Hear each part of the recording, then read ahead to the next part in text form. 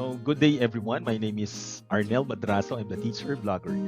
So this is the fourth lecture of the series of lectures that I am conducting for basic academic writing. So for the first three lectures that I already conducted are found in the playlists in this channel. So just please search for the playlists, basic thesis writing. So let me now proceed with the fourth lecture. So in fact, this is the continuation of the third lecture. So maybe we will just have to review a bit. No? So far in the first lecture, I established the reason why there is a need for thesis writers to really go back to the basics. No?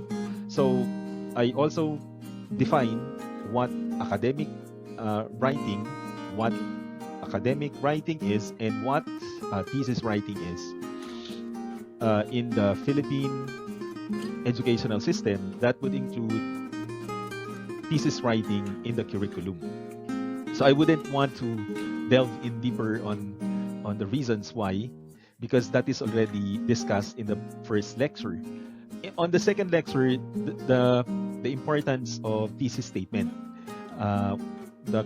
What's a good thesis statement? So that's discussed in the first lecture, and in the second, the importance also of supporting details, and in the third, the discussion on the effective support and evidence are really discussed in the third lecture. So please, if you have time, please view the previous lectures so that you will appreciate this. All the examples are connected.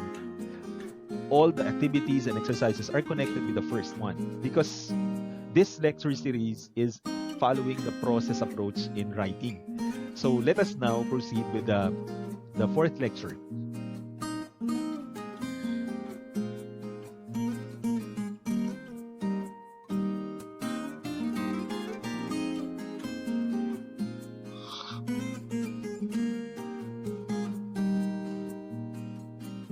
Okay, so organize and connect the specific evidence. So there are common methods for organizing the supporting details or specific evidence. So there are two basic common methods for organizing the specific details. So you have time or chronological order. So let's highlight this one. So the first one is okay, so let's erase that. Let's change the color. Maybe let's use green. And then we have the emphatic order. So what is emphatic order? So basically, you are saving the best for last, or emphasis on the most interesting or important detail. So in writing, it's like you are prioritizing what would come first, second, third, because in writing, there has to be the element of surprise. You are saving the best for last. So that is same thing in the writing process, right? So then emphasis must be given on the most interesting or important detail. So you're only able to do this if you are organizing your supporting details well, or the sentences. No? Okay, so let's proceed.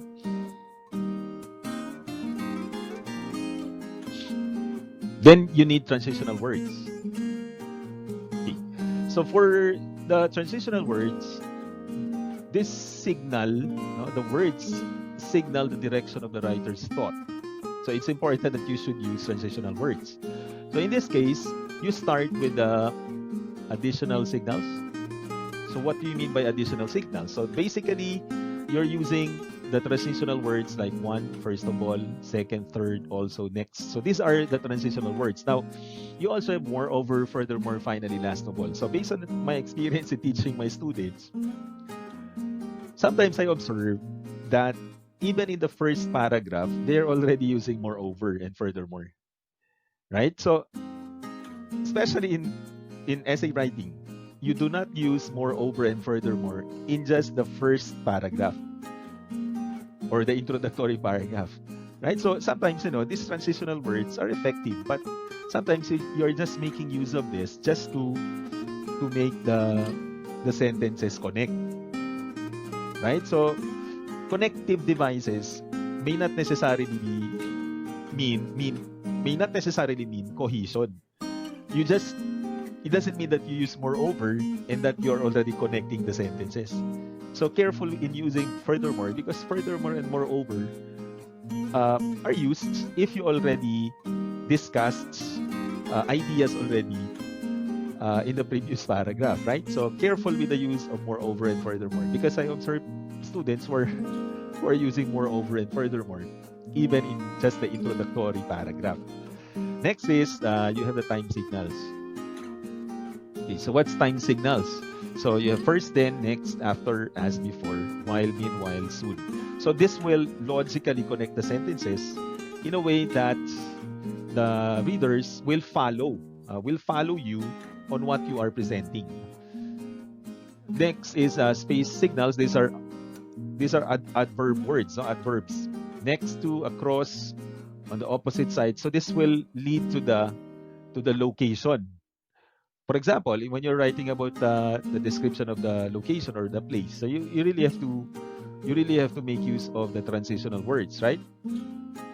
But it could also mean that you are presenting space signals. So opposite side, to the left, to the right, above, below, near, nearby. So as I said, adverbs, right? Okay. So here, transitional words. So important that you have to make use also of transitional words. So in this case, we'll start with the first, change of direction.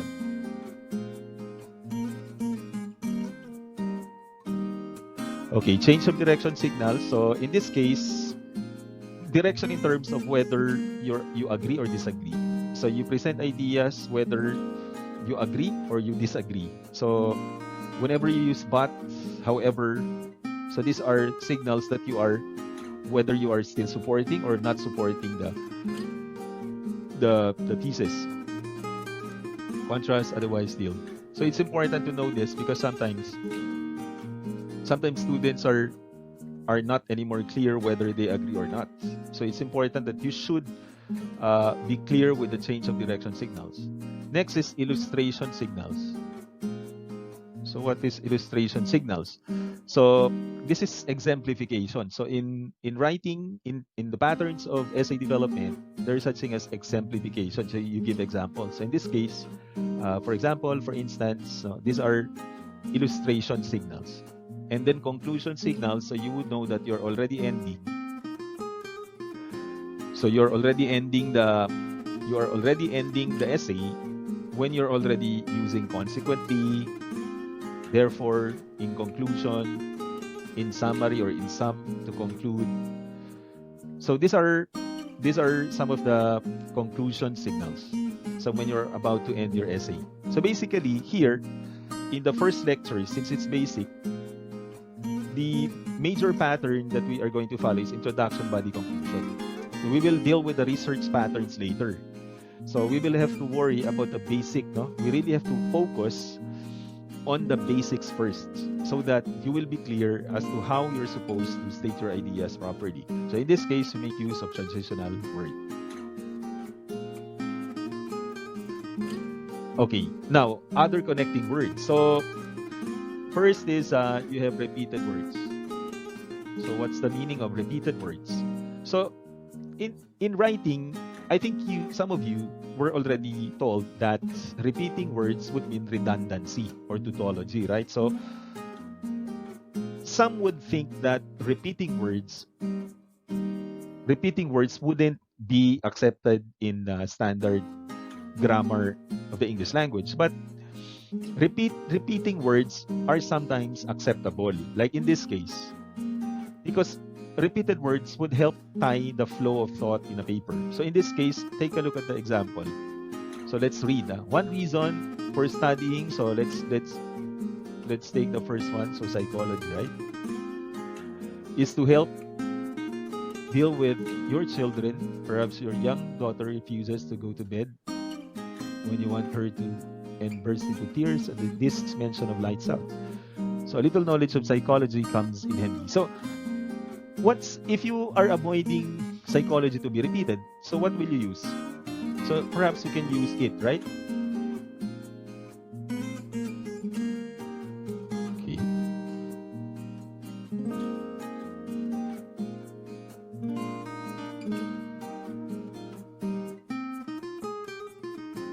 Okay. Okay, it.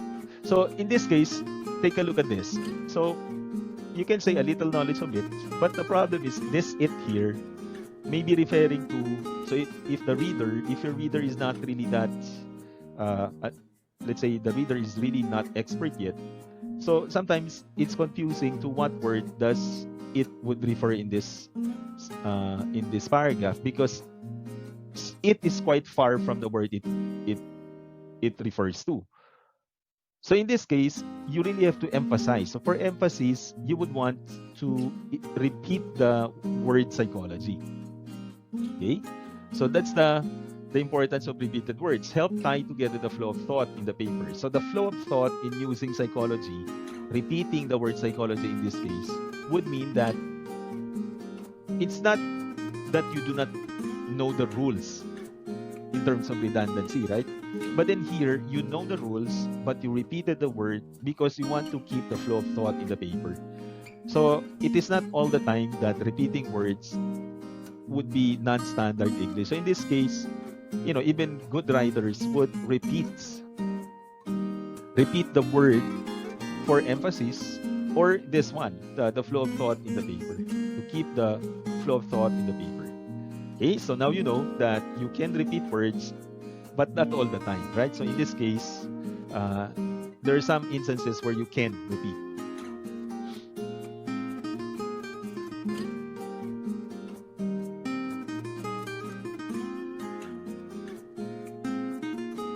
Okay, now pronoun. So another way, like the previous one, I gave you an example of it. So in this case, another way to connect ideas. So in order that you will not keep on repeating the word, you can use pronoun. So in this case,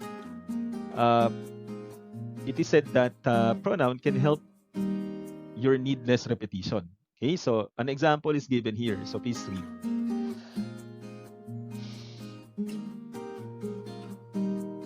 Okay, so take a look at this one. So first, there, next is they.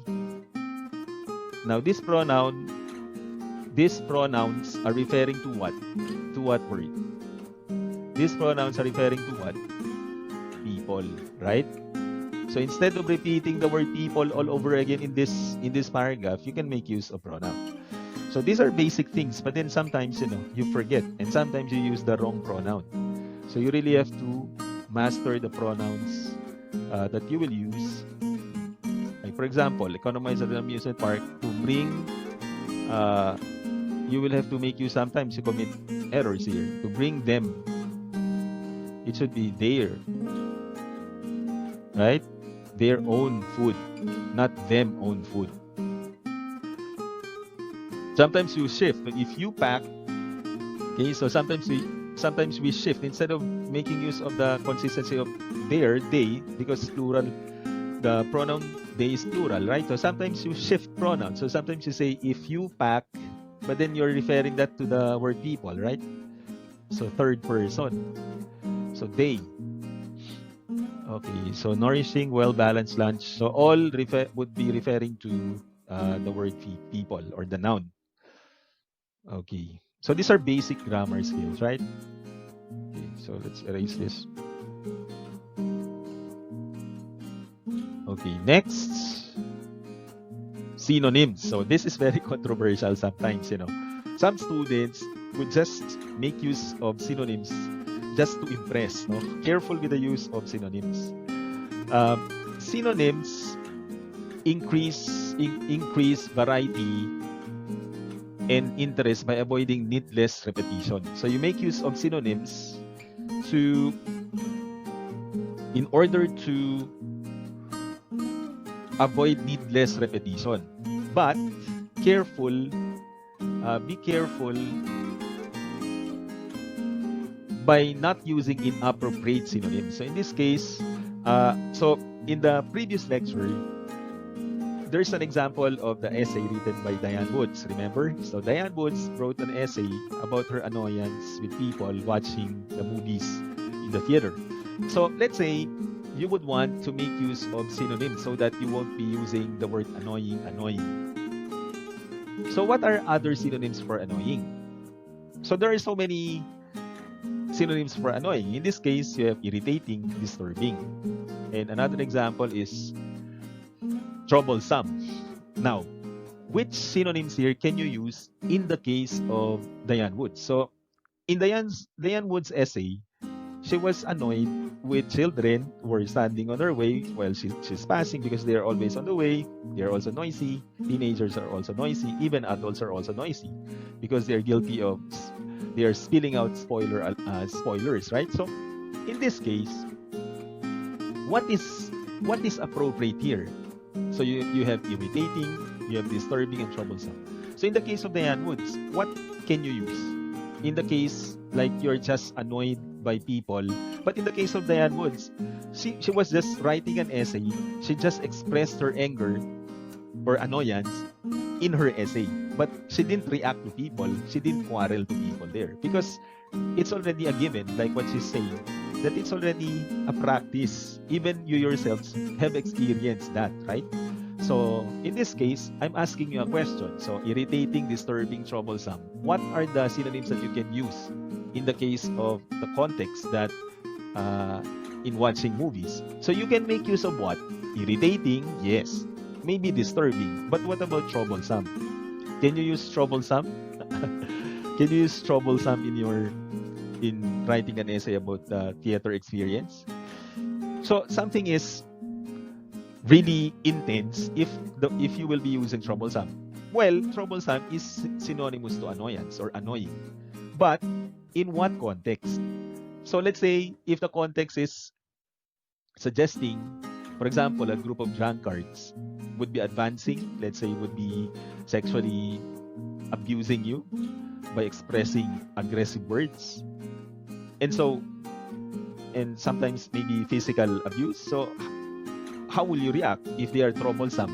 They are not only annoying, but in terms of intensity, troublesome. So there will definitely be altercation or quarrel, right? Do you see the point? So you just don't use synonyms for the sake of using the synonyms in order that you will not repeat the words, but there has to be appropriateness of synonyms.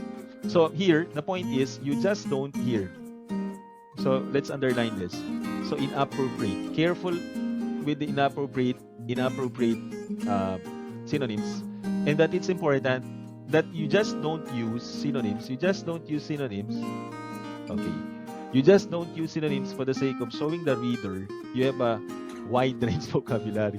Sometimes, in debate, in argumentation and debate, there are some students who would just be using a lot of difficult words in order that their opponents wouldn't understand. But the problem there is that what is important is the message is clear to the audience and clear to the adjudicator. Sometimes the more difficult terms you will be using, sometimes the more it will make the audience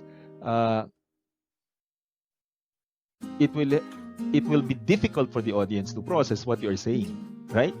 So even in writing research, writing an essay, for example, do not try to impress the teacher by trying to make use of a lot of difficult synonyms, even if the synonyms are not anymore appropriate.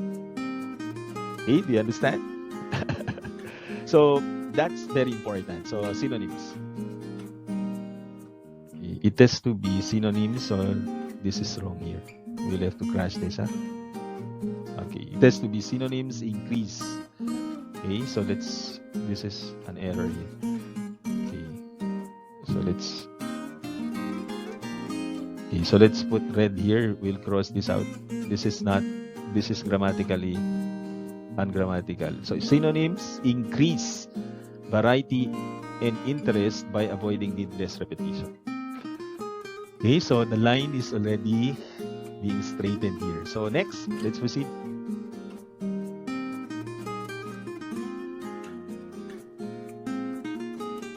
Now, there's an activity. So we are now ready to organize our ideas that we discussed last time. So last time the assignment was you have to think, the topic selection, you have to think of what annoys you, right? So in this case, since you already have the thesis statement very clear and you already have the details in mind, I want you to organize. So you're going to come up with, okay, outline. Okay, so in writing essay, you really have to organize your essay using outline. Very important. Okay? So use outline. And then in what form? So you're going to make use of formal outline in sentence form. Okay? So not in paragraph form yet, just sentence. Clear? Okay. So outline and then sentence form. So don't forget, it should be sentence form. Then start with a thesis statement, then divide into. So this is now the format that we're following: introduction, body, conclusion. So use the appropriate time and emphatic order that you learned today, then include transitional words in your outlining. Okay, so for the next lecture,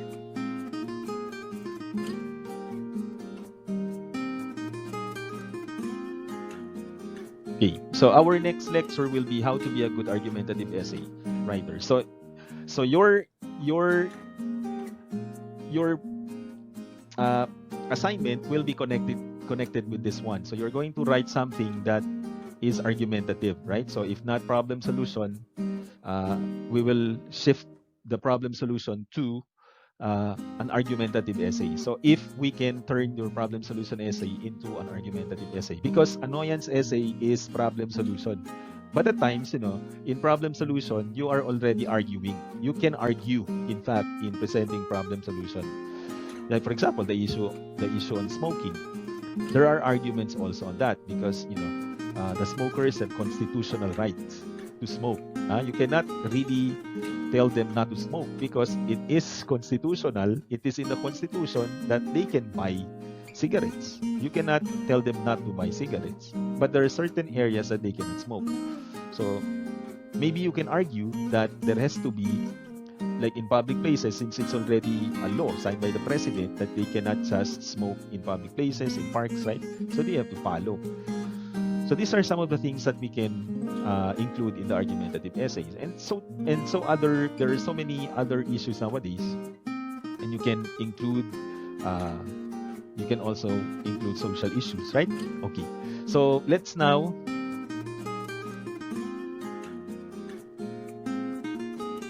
Okay. So.